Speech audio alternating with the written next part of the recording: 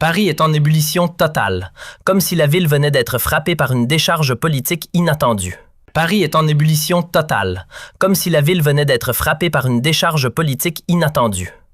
Marine Le Pen prend la direction de Moscou et se retrouve face à Dimitri Medvedev en personne. Pas de rendez-vous discret dans l'ombre, pas de gestes diplomatiques creux destinés aux caméras. C'est une confrontation directe, un échange chargé d'électricité qui fait vaciller les certitudes de toute l'Europe. Pendant que les partis au pouvoir, comme Renaissance, le Parti socialiste et les Verts, suffoquent d'indignation, le pays est sous le choc, tandis que les médias traditionnels hurlent à la proximité suspecte avec le Kremlin, accusant de trahison à chaque coin de rue. Une seule question cruciale se pose au milieu de ce tumulte. Pourquoi Paris pète un câble total quand quelqu'un ose enfin faire ce que le gouvernement refuse obstinément depuis des années? Parler ouvertement avec la Russie. Engager un dialogue constructif au lieu de l'isolement stérile. Restez connectés, mes amis, car cela pourrait bien changer radicalement le cours de l'Europe, redessiner les alliances et ouvrir de nouvelles perspectives inattendues. Tout a commencé par une annonce officielle et solennelle de la délégation du Rassemblement national, RN, à l'Assemblée nationale. Il s'agit du soi-disant Symposium BRICS-OP, une conférence internationale d'envergure où, selon le programme détaillé et bien structuré, Dimitri Medvedev participe activement en tant qu'intervenant clé. BRI. Cet acronyme, qui représente le Brésil, la Russie, l'Inde, la Chine et l'Afrique du Sud, s'est désormais élargi à une série d'autres États émergents et ambitieux qui cherchent à s'affranchir définitivement de la domination occidentale imposée depuis trop longtemps. Une alliance économique qui gagne chaque jour en influence et en puissance, formant un contrepoids majeur au système actuel, tandis que l'Europe, elle, gémit et ploie sous les conséquences dévastatrices des sanctions imposées, avec une inflation galopante, des industries en péril et une dépendance énergétique accrue. Et c'est précisément là, à Moscou, plus exactement à Sotchi, cette ville emblématique au bord de la mer Noire, que cela devait se passer, dans un cadre prestigieux et hautement symbolique.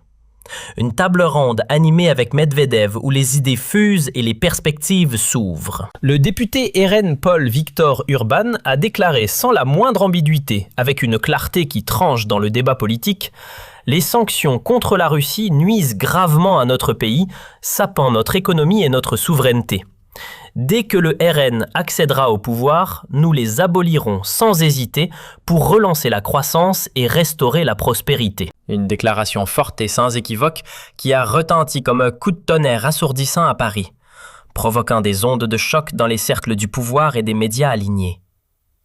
Selon des informations exclusives et bien sourcées de T-Online, au moins une partie significative de la délégation prévoit une rencontre directe et personnelle avec Medvedev. Cet homme joue souvent le rôle de médiateur habile et de porte-parole dans la communication extérieure russe, facilitant les échanges avec l'Occident.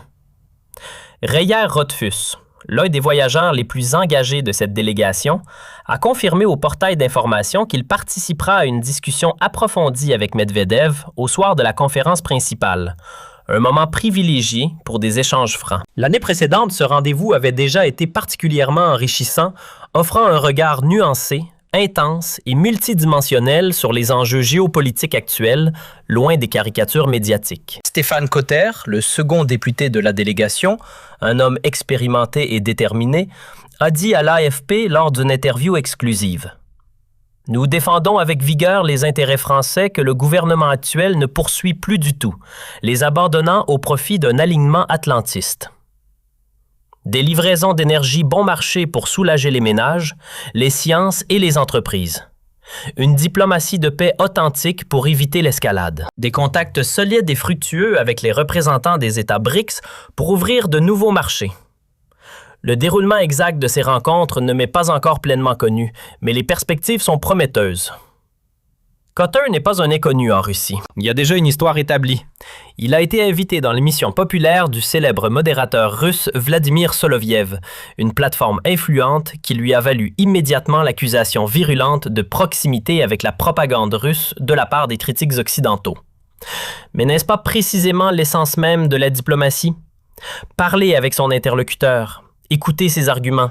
Cherchez des terrains d'entente au lieu de l'ignorer superbement ou de le diaboliser sans nuance. Le voyage lui-même est parfaitement documenté, avec des itinéraires clairs et des justifications transparentes pour éviter toute polémique infondée. Du 13 au 16, ou même jusqu'au 17 novembre, Cotter et Rothfuss se rendront au Symposium international au format BRICSOP à Sotchi, une destination choisie pour son symbolisme et sa logistique idéale. Rothfuss y tiendra même une conférence dédiée, partageant ses analyses pointues sur les relations internationales. Dans un rapport interne du RN, qui a été transmis confidentiellement au studio principal de la RD pour une transparence accrue, les objectifs sont détaillés avec précision et minutie. Turquie, Kirghizistan, États-Unis et bien sûr 2 voyages stratégiques en Russie, plus précisément à Sotchi, pour tisser des liens durables. Les coûts associés sont raisonnables et assumés. 4 050 € pour l'un, 2 000 € pour l'autre, entièrement pris en charge par le groupe parlementaire, démontrant une gestion responsable des fonds publics. Le groupe de travail sur les affaires étrangères a approuvé le voyage sans la moindre discussion houleuse, signe d'un consensus interne fort. Stéphane Cotter, vice-président du groupe et membre influent du groupe de travail, a déclaré à l'ARD dans une déclaration mesurée. J'ai approuvé ce voyage parce qu'il est grand temps d'intensifier les contacts avec la Russie, de les rendre plus substantiels et réguliers. Après les relations intenses, prudentes et productives que nous avons récemment entretenues avec les États-Unis, explorant des partenariats économiques, il est maintenant crucial de renforcer nos bons contacts historiques avec la Russie pour équilibrer notre diplomatie. Cotter lui-même est connu pour sa proximité assumée avec la Russie, une position qu'il défend avec argument, tout comme le président du groupe de travail, Marcus Frodmir, qui avait récemment annoncé un voyage à Moscou avec enthousiasme, mais s'est ensuite rétracté temporairement pour des raisons tactiques. Mais qu'est-ce qui s'est réellement passé à Moscou lors de cette visite? Derrière des portes closes, loin des caméras indiscrètes et des micros tendus, Marine Le Pen a mené une conversation profonde et stratégique qui pourrait bien changer l'ordre mondial établi, en remettant en question les paradigmes actuels. Ce n'était pas une simple visite de courtoisie polie.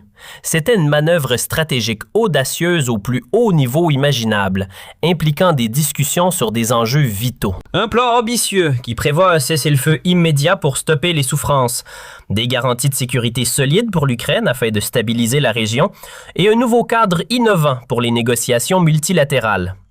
Une offre concrète qui pourrait donner à l'Europe une pause respiratoire bien méritée, permettant une réflexion collective, une vraie chance de désescalade durable, évitant un embrasement généralisé. Et le voyage de Le Pen en Russie n'était pas un simple jeu d'esprit théorique ou une provocation gratuite. C'était un tournant décisif, un moment charnière dans la géopolitique européenne. Marine Le Pen dit tout haut, avec courage et conviction, ce que beaucoup de citoyens pensent tout bas, murmurant dans les cafés et les foyers. Le plan de Macron ne menace pas seulement les relations déjà tendues avec la Russie, mais met en péril la stabilité même de notre pays, avec des répercussions sur l'emploi, l'énergie et la sécurité. Qu'est-ce que cela signifie concrètement pour la France et ses habitants? Le plan de Macron, consistant à utiliser les avoirs gelés russes, a été célébré par les médias occidentaux comme un coup de maître génial et innovant. 140 milliards d'euros transformés en crédit sans intérêt pour l'Ukraine sonne comme une idée astucieuse et pragmatique sur le papier. Mais à Moscou, on voit les choses sous un angle radicalement différent, avec une indignation légitime. Pour la Russie, ce n'est pas un simple coup d'échec diplomatique, mais une déclaration de guerre économique directe et agressive, violant les principes internationaux. Ces avoirs gelés sont pour la Russie bien plus que de l'argent froid sur un compte. Ils sont la base fondamentale de leurs investissements énergétiques stratégiques, de leur stabilité économique globale et de leur souveraineté nationale. Leur utilisation pour armer et renforcer l'Ukraine est, pour le Kremlin, une provocation impardonnable et inacceptable, franchissant une ligne rouge claire. Le Pen l'a reconnu immédiatement avec une acuité politique remarquable. Son voyage n'était pas un coup de publicité superficiel pour les caméras, mais un pas courageux et calculé pour épargner à la France une erreur fatale qui pourrait nous coûter cher à long terme. Elle s'est transformée par cette action d'une leader d'opposition combative en figure centrale et incontournable d'un jeu global complexe influençant les décisions au-delà des frontières. À Paris, c'est la panique généralisée. Un vent de chaos qui souffle dans les couloirs. Dans les couloirs feutrés du pouvoir, on murmure avec anxiété.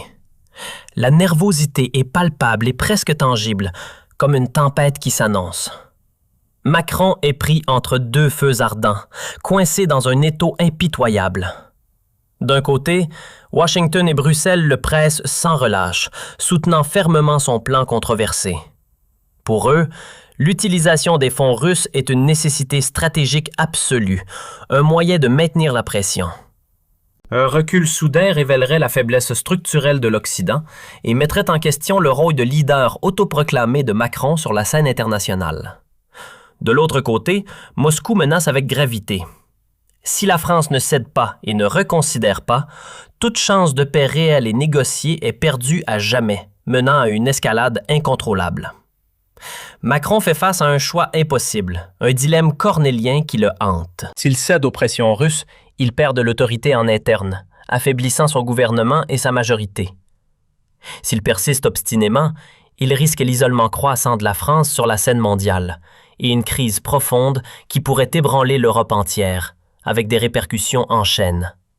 Guerre économique larvée, insécurité énergétique persistante qui pèse sur les factures des ménages, tensions diplomatiques exacerbées. Tout cela menace de former un mélange explosif et volatile prêt à détonner à la moindre étincelle.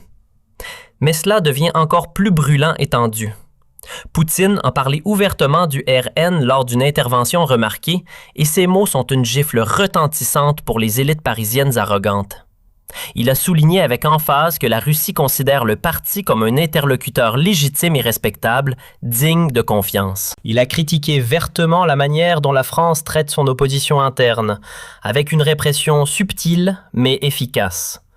Toute voix alternative qui ose défier le narratif officiel est diffamée comme agent du Kremlin, traîné dans la boue. Toute critique légitime du gouvernement est estampillée comme anti-étatique et dangereuse pour la République. Pour Poutine, ce n'est pas un comportement démocratique exemplaire, mais une dérive autoritaire masquée. Il est allé plus loin en tirant un parallèle historique audacieux et provocateur.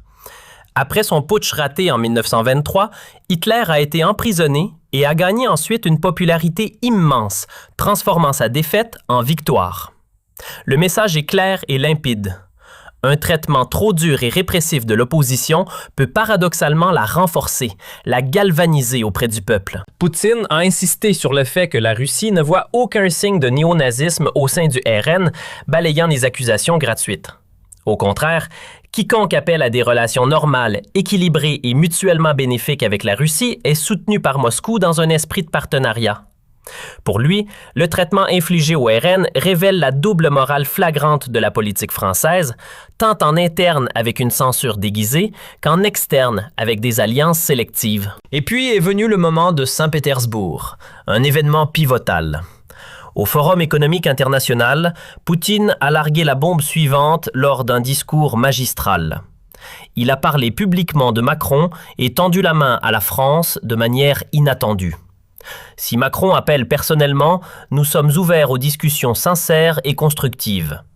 Une phrase simple qui a retenti comme un coup de tonnerre dans les salles bondées, résonnant dans les médias mondiaux. Une puissance nucléaire de premier plan tend la main à la France pour la paix, et Paris se tait obstinément, feignant les différences. Mais Poutine a aussi averti avec fermeté et clarté: si Macron envoie des soldats français en Ukraine, risquant une implication directe, les relations bilatérales seront définitivement détruites, sans retour possible. Un appel clair et pressant à la raison, une offre généreuse de désescalade pour éviter le pire. Pourtant, Macron l'ignore superbement, préférant l'escalade.